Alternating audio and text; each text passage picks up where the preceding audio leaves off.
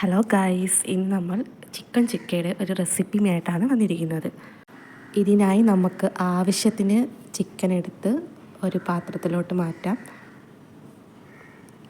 തൈര് ചേർത്ത് കൊടുക്കാം, കുറച്ച് ഉപ്പ്, മഞ്ഞൾപ്പൊടി ഇതെല്ലാം ചേർത്ത് നന്നായിട്ടൊന്ന് 15 മിനിറ്റ് റെസ്റ്റ് ചെയ്യാൻ വെക്കണം. ആ സമയം കൊണ്ട് ഉള്ളി അരിഞ്ഞ് വെക്കണം. ഏകദേശം ഒരു 5 സവോളയാണ് എടുത്തിരിക്കുന്നത്. ഇത് എണ്ണയിലിട്ട് നന്നായിട്ട് മൂപ്പിച്ച് മാറ്റി വെക്കണം.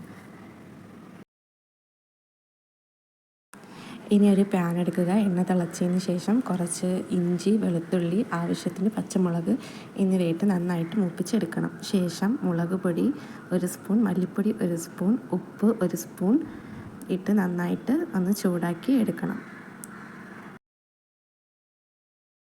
തക്കാളിയാണ് ഇതിൻ്റെ മെയിൻ ഹൈലൈറ്റ് എന്ന് പറയുന്നത്. ഇപ്പോൾ 4-5 തക്കാളി എടുത്ത് ഇതുപോലെ കട്ട് ചെയ്ത് നന്നായിട്ട് പേസ്റ്റ് പരുവത്തിലാവുന്നത് വരെ ഒന്ന് വഴറ്റിയെടുക്കുക.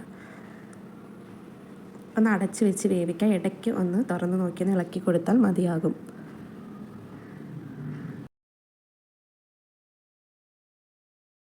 ഇടയ്ക്ക് തുറന്ന് നോക്കി കുറച്ച് കറിവേപ്പില ഇട്ട് കൊടുക്കുക. ഇപ്പം കണ്ടത് നല്ല പേസ്റ്റ് പരുവത്തിലായിട്ടുണ്ട്. ഇത് നമുക്ക് ചിക്കൻ ചേർക്കാം. നേരത്തെ മാഗ്നേറ്റ് ചെയ്ത് വെച്ചിരിക്കുന്ന ചിക്കൻ നമ്മൾ ആവശ്യത്തിനനുസരിച്ച് ചേർത്ത് കൊടുത്ത് ഒന്ന് അടച്ച് വെക്കുക. ഇനി കുറച്ച് നേരം കഴിഞ്ഞ് ഇതൊന്ന് തുറന്ന് കൊടുത്തിട്ട് പെരുംജീരകപ്പൊടിയും നമ്മൾ വഴറ്റി വെച്ചിരുന്ന സവാളയും കൂടി ചേർത്ത് കറിവേപ്പില, ഏറ്റവും ലാസ്റ്റ് കുറച്ച് പച്ച വെളിച്ചെണ്ണ. ഇതിനിടയ്ക്ക് ഒരു കാര്യം പറയാൻ വിട്ടുപോയി, കുറച്ച് ചില്ലി ഫ്ലേക്സും കൂടി ചേർത്ത് കൊടുക്കണം. ഓപ്ഷണലാണിത്.